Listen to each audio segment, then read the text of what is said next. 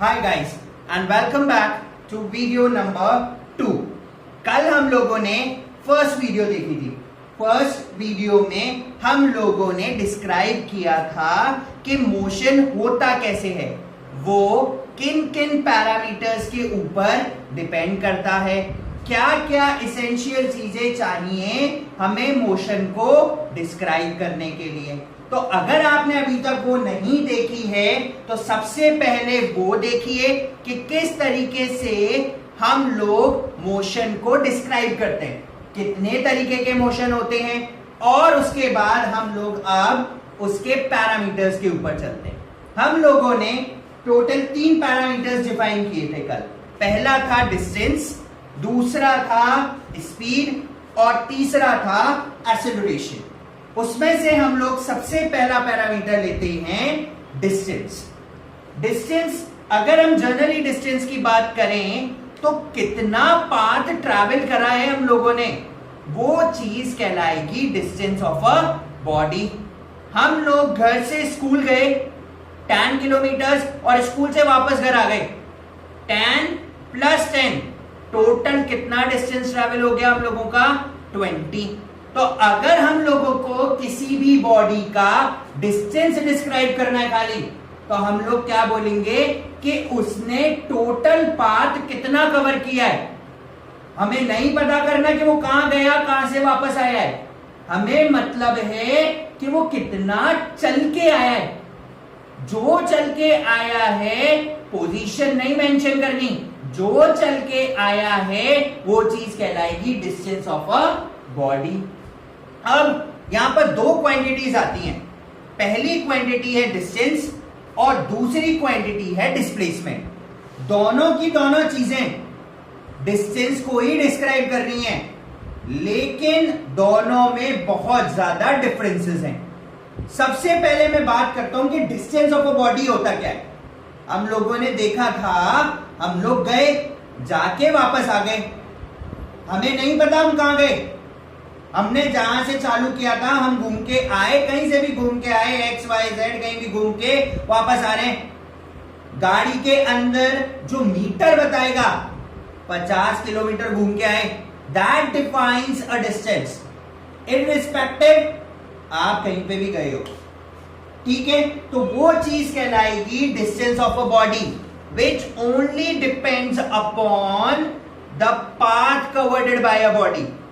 ए से लेके हम लोग यहां हैं, ए पोजीशन है, यहां से हम लोग गए यहां पे, दिस इज 10, हम लोग यहां से गए यहां पे, दिस इज 20, हम लोग यहां से गए यहां पे, दिस इज अगेन 10, और वापस लौट के हम लोग कहां आ गए, यहां पे, ठीक है। अब ये पूरा ट्रैवल करने में इररिस्पेक्टिव ऑफ पोजीशन, ये पूरा ट्रैवल करने में कितना डिस्टेंस लगा है, दिस इज 10 + 20 + 10 40 + 30। तो यहां जो मेरे डिस्टेंस ट्रैवल होगा इट इज 70 किलोमीटर्स। ये चीज डिफाइन करती है डिस्टेंस ऑफ अ बॉडी। तो what is distance? The actual path length covered by a body is known as distance। वो जितना ट्रेवल कर रहा है उसको हम लोग बोलेंगे डिस्टेंस। हम लोगों ने डायरेक्शन को इंपॉर्टेंस नहीं दी है, हम लोगों ने पोजीशन को भी इंपॉर्टेंस नहीं दी है, हम लोगों ने तो खाली पाथ को इंपॉर्टेंस दी है। तो distance of a body depends upon the path covered by a body. आया समझ में? The total path length covered by a body is known as distance of a body. ठीक है? Now it is the actual distance covered by a body. जितना actual distance मैं cover करके आया हूं उस चीज को मैं क्या बोलूंगा? distance बोलूंगा। पोजीशन नहीं ध्यान रखनी, कुछ भी ध्यान नहीं रखना, हमें बस याद रखना है कि हम कितना चल के आए हैं। हम सबके पास बाइक्स हैं, हम सबके पास गाड़ियां हैं, ठीक है। हमारी गाड़ियों के अंदर जो हमारे ऊपर मीटर होता है, ठीक है, उस मीटर में जो यूनिट्स चलती हैं which is known as odometer, वो ऊपर स्क्रीन पे डिस्प्ले होने वाला मीटर दो चीजें दिखाता है, एक स्पीड दिखाएगा, पेट्रोल भी दिखाएगा, और तीसरी चीज एक ऐसे डिजिटल यूनिट्स चलती हैं उसमें बॉक्सेस के अंदर। इन डिजिटल यूनिट्स के अंदर जितना चेंज जनरेट होगा वो चेंज कहलाएगा डिस्टेंस ऑफ अ बॉडी। अब बात करते हैं डिस्प्लेसमेंट। डिस्प्लेसमेंट के अंदर क्या होता है, हम लोग निकालते हैं मेरी पोजीशन पे डिपेंडेंट होके इनिशियल और फाइनल दोनों के बीच का जो डिस्टेंस है वो चीज क्या कहलाएगी, डिस्प्लेसमेंट ऑफ अ बॉडी। ठीक है, मतलब the shortest distance between the initial position of a body and a final position of a body, this is known as displacement. अब यहां पे दो वर्ड आए, initial position and final position. पहले हम इनिशियल और फाइनल पोजीशन को समझते हैं। मैंने यहां से स्टार्ट किया था, this is my initial position, और मैंने मेरा पाथ ले जाके खत्म कर दिया इस डी पर, this is my final position. तो जहां से स्टार्ट कर रहा हूं और जहां पे खत्म कर रहा हूं वो चीज क्या कहलाएगी, डिस्प्लेसमेंट। वो चीज कहलाएगी इनिशियल पोजीशन और फाइनल पोजीशन। अब ये पाथ के ऊपर डिपेंडेंट नहीं है, मैं कहीं से भी घूम के गया हूं कोई मतलब नहीं है, मुझे निकालना है इनिशियल और फाइनल पोजीशन के बीच का शॉर्टेस्ट डिस्टेंस। सबसे मिनिमम डिस्टेंस इनिशियल और फाइनल पोजीशन के बीच का वो चीज कहलाती है डिस्प्लेसमेंट ऑफ अ बॉडी। ठीक है, सबसे पहले हम लोग इसकी डेफिनेशन देखते हैं। It is the shortest distance between initial position and the final position of a body, this is known as displacement.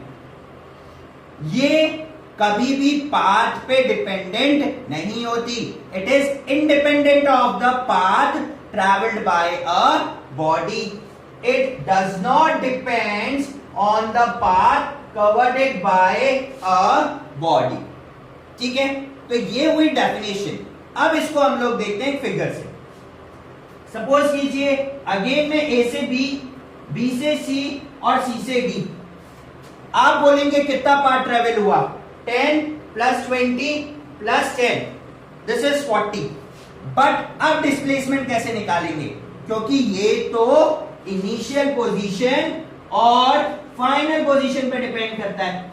तो इसको निकालने के लिए मैं फाइनल और इनिशियल दोनों पोजीशन के बीच में एक स्ट्रेट लाइन ड्रॉ करूंगा जो दोनों को जोड़ेगी, और फिर उसका डिस्टेंस ट्रैवल करूंगा। ये मैंने एक शॉर्टेस्ट लाइन ड्रॉ करी। ठीक है, और सपोज कीजिए अगर मैं इसका डिस्टेंस कैलकुलेट करता हूं, इट्स कम अराउंड 30 किलोमीटर। तो what is the displacement of a body, 30 kilometre. इस तरीके से हम लोग डिस्प्लेसमेंट कैलकुलेट करते हैं। ठीक है, हम एक एग्जाम्पल और देखते हैं।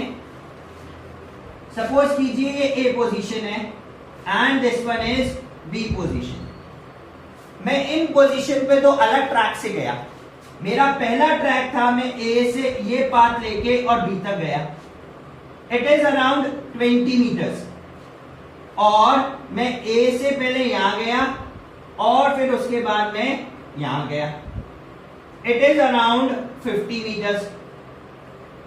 तो इफ समवन आस्क्स के मेरा डिस्टेंस कितना है, मैं क्या बोलूंगा, अगर मैं ये ट्रैक लेके जा रहा हूं तो 20, और अगर मैं ये ट्रैक लेके जा रहा हूं तो 50, because distance depends upon path. ठीक है, अब मैं बात करूंगा डिस्प्लेसमेंट की, जो कि इनिशियल और फाइनल पोजीशंस के ऊपर डिपेंड करता होगा। ठीक है, अब मैं सबसे पहला काम मुझे क्या करना है, मैंने इन दोनों बॉडीज के बीच में एक स्ट्रेट लाइन ड्रॉ करनी है। ये मैंने एक स्ट्रेट लाइन ड्रॉ करी इनिशियल और फाइनल पोजीशन के बीच में। अब जो इसका पाथ होगा, अब जो इसका डिस्टेंस होगा, वो ही कहलाएगा डिस्प्लेसमेंट ऑफ अ बॉडी। और मान लीजिए अगर ये आता है, it is around 15 metre, then the displacement of a body is 15. इस तरीके से हम लोग डिस्टेंस और डिस्प्लेसमेंट को कैलकुलेट करते हैं. ठीक है, इसको एक और एग्जांपल से इन दोनों के बीच में डिफरेंशिएट करेंगे. ठीक है, हम लोगों ने यहां पे एक ट्रैक लिया है. मैंने यहां पे 4 पॉइंट्स डिफाइन किए हैं, ए, बी, सी एंड डी. यहां पे इनका डिस्टेंस है इन मीटर्स. मैं सबसे पहले ट्रैवल करके गया ए से लेके बी तक, डिस्टेंस था 20 मीटर. सेम मैं यहां पे ए से लेके बी जा रहा हूं. अब मैं डिस्प्लेसमेंट निकालूंगा जो डिपेंड करता है कि फाइनल और इनिशियल पोजीशन के डिफरेंस के बीच में. यहां पे हम लोगों ने फॉर्मूला मेंशन किया है, final position minus initial position. मेरी फाइनल पोजीशन है B which is at 20 metre and A which is at 0 metres. 20 minus 0 20, दोनों इक्वल है. अभी तक कोई चेंज जनरेट नहीं हुआ, ना तो डिस्प्लेसमेंट में ना डिस्टेंस में, दोनों सेम आ रहे हैं. ए से डी गया, इट इज 50. अगेन मेरी final position D, initial position A, दोनों का डिफरेंस किया, it is come around 50. Still displacement and distance is equal. A की डायरेक्शन में मूव कर रहा था. मोशन कैसा है? Straight line. कल हम लोग देख चुके हैं स्ट्रेट लाइन क्या होता है मोशन में.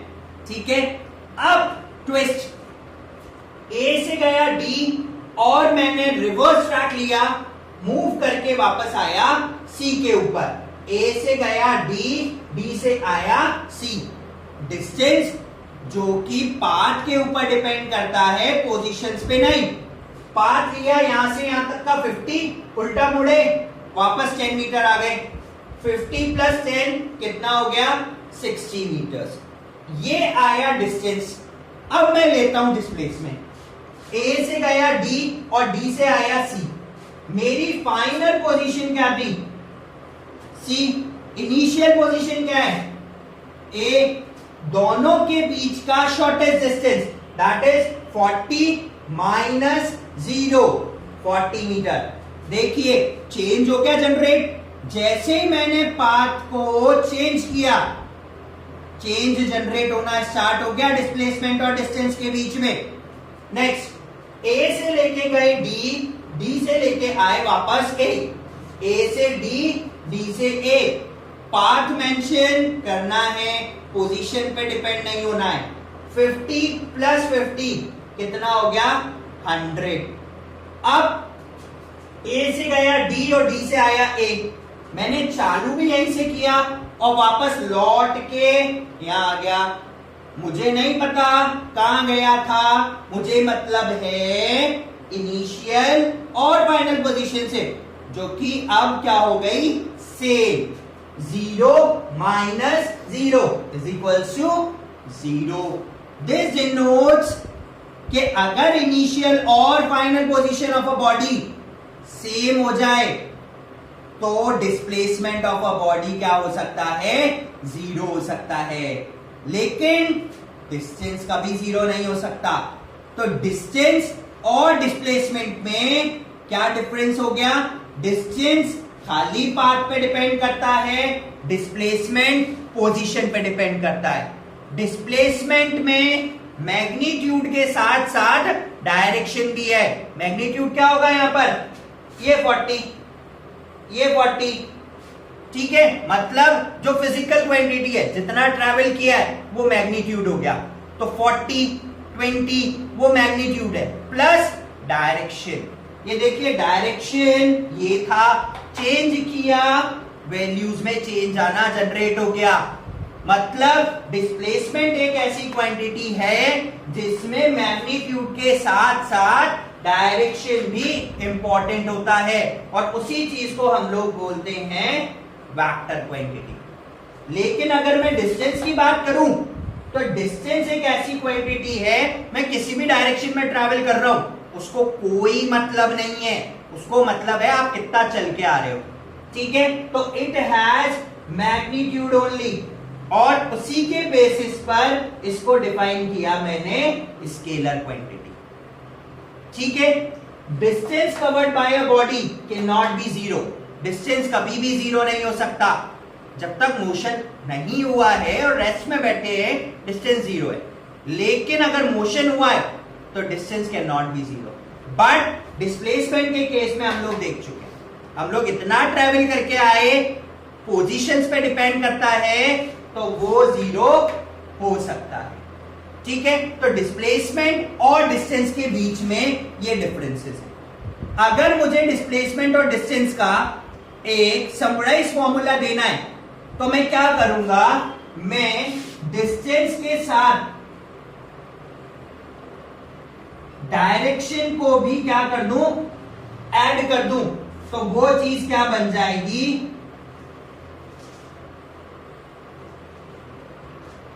Displacement of a body.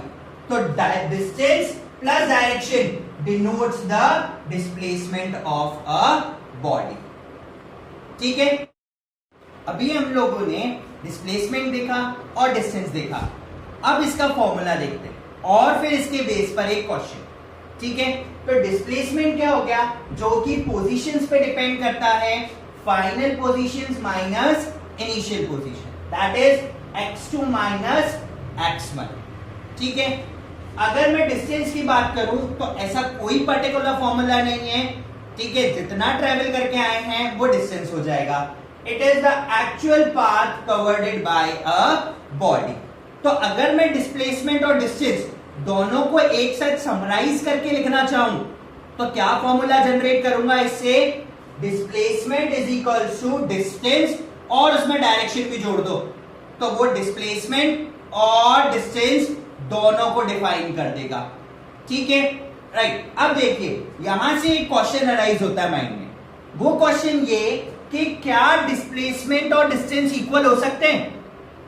बिल्कुल हो सकते हैं। हम लोगों ने हमारे पिछले वाले डायग्राम में देखा कि हम लोग ए से लेके बी तक ट्रैवल करके गए, डायरेक्शन एक ही था, स्ट्रेट लाइन मोशन भी था, कोई चेंज जनरेट नहीं हो रहा था पाथ में। तो डिस्टेंस और डिस्प्लेसमेंट दोनों के दोनों क्या थे, इक्वल थे। जब मैं एक ही डायरेक्शन में और स्ट्रेट लाइन में मूव कर रहा हूं, क्या कभी डिस्प्लेसमेंट डिस्टेंस से ज्यादा हो सकता है? तो हम इसका आंसर देंगे नो, डिस्प्लेसमेंट कभी भी डिस्टेंस से ज्यादा नहीं निकल सकता। ठीक है, क्या डिस्प्लेसमेंट डिस्टेंस से कम हो सकता है? बिल्कुल हाँ। देखिए हम लोग ए से लेके बी गए और बी से वापस किसी सी पोजीशन पे आ गए, ये फाइनल है, ये इनिशियल है, हो गया डिस्टेंस डिस्प्लेसमेंट से ज्यादा। डिस्टेंस होगा ये प्लस इतना पोर्शन, तो ए से लेके बी, बी प्लस सी, और जबकि जो डिस्प्लेसमेंट होगा दैट इज सी माइनस ए। ठीक है, तो displacement is less than distance. किस केस में इक्वल हो सकता है? When a body moves in a straight line and in one direction only, then the displacement and distance of a body are equal. इसके basis पे हम लोग एक क्वेश्चन करते हैं। हमारे पास क्वेश्चन में क्या है कि एक स्क्वायर फील्ड है जिसकी हर साइड 10 मीटर्स की है। मुझे कैलकुलेट करके बताना है that at the end of 40 seconds what is the distance of a body and what is the displacement of a body. अगर मैं डिस्टेंस की बात करूं सबसे पहले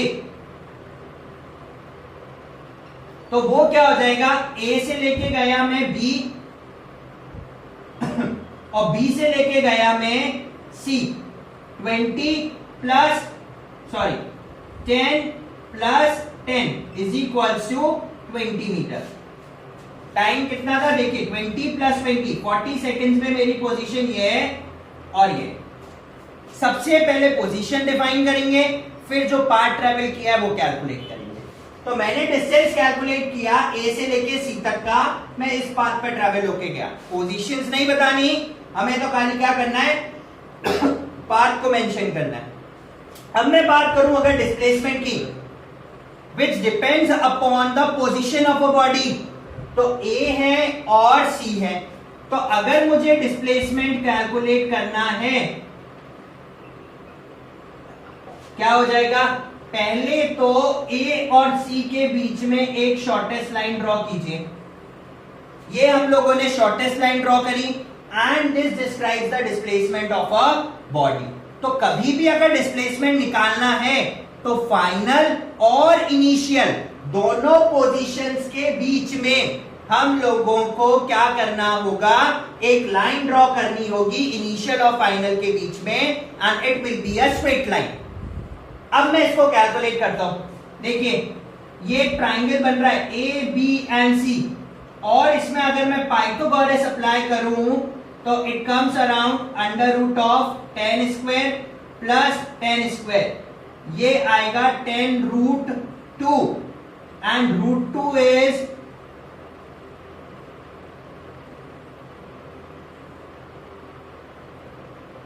रूट 2 इज 1.414 14.1 मीटर। देखिए दोनों पोजीशन पे सेम है, एंड पोजीशन डिस्टेंस के लिए भी सी है, डिस्प्लेसमेंट के लिए भी सी है, लेकिन दोनों में अराउंड 6 मीटर का डिफरेंस है। ये डिफाइन करता है the displacement of a body can not be greater than the distance of a body. और मान लीजिए मैं घूम के यहां आ गया, डिस्टेंस कितना हो जाएगा? 10 10 10 10 40, बट डिस्प्लेसमेंट इनिशियल और फाइनल दोनों सेम है, कितना रह गया? 0। ठीक है, अब इसके बाद हम लोग चलते हैं नेक्स्ट टॉपिक के ऊपर, which is scalar and vector quantities. दोनों बहुत इंपॉर्टेंट है, खाली डेफिनेशन से समझेंगे। Scalar quantity is that which has magnitude only. यहां पे वर्ड आया है magnitude only. It is a physical quantity जिसमें खाली मैग्नीट्यूड होगा। अब अगर मैं बात करूं मैग्नीट्यूड क्या होता है, सपोज कीजिए मैं 10 किलोमीटर का डिस्टेंस ट्रैवल करके आया हूं, दिस 10 इज मैग्नीट्यूड।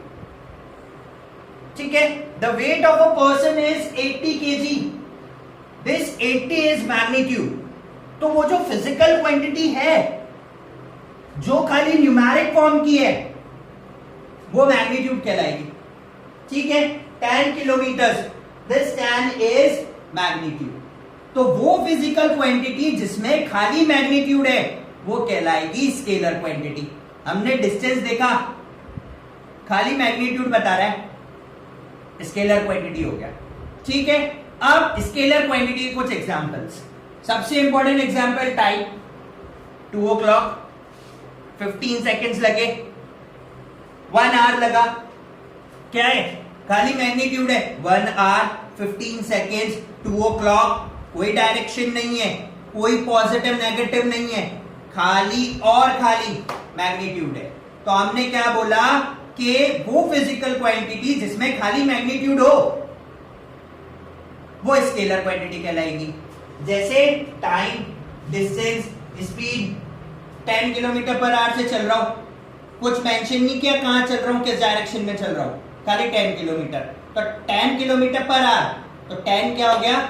उसका मैग्नीट्यूड। अब अगर मैं बात करूं वेक्टर क्वांटिटी की, तो फिजिकल क्वांटिटी जिसमें खाली मैग्नीट्यूड था, अब उसके साथ डायरेक्शन भी जुड़ गया, तो डायरेक्शन प्लस मैग्नीट्यूड या magnitude plus direction is known as vector quantity. ठीक है, मैं 10 किलोमीटर पर आवर से चल रहा था साउथ ईस्ट डायरेक्शन में, मैग्नीट्यूड 10, डायरेक्शन साउथ ईस्ट, क्या हो गया? Magnitude plus direction is known as vector quantity. मैं बॉडी को पहले तेज एक्सेलरेट कर रहा था, गाड़ी को बहुत तेज चल रही थी, स्पीड इंक्रीज करी, मैंने स्पीड इंक्रीज करना बंद कर दिया, अब वो धीरे धीरे डाउन हो रही है। पहले इंक्रीज हो रही थी, अब डिक्रीज हो रही है। कैसे पता चल रहा है? कम हो रही है, माइनस साइन से डिनोट करेंगे, डायरेक्शन आ गया। मैं 10 मीटर पर सेकेंड की स्पीड से चल रहा हूं नॉर्थ डायरेक्शन की तरफ, ये 10 मीटर पर सेकेंड की स्पीड से चल रहा हूं नॉर्थ डायरेक्शन की तरफ। ये जो नॉर्थ है ये कहलाएगा डायरेक्शन। तो that physical quantity which has magnitude as well as direction is known as vector quantity. Examples, displacement, हमने यहां लिखा ही हुआ है, डिस्टेंस में डायरेक्शन ऐड करो डिस्प्लेसमेंट बन जाएगा।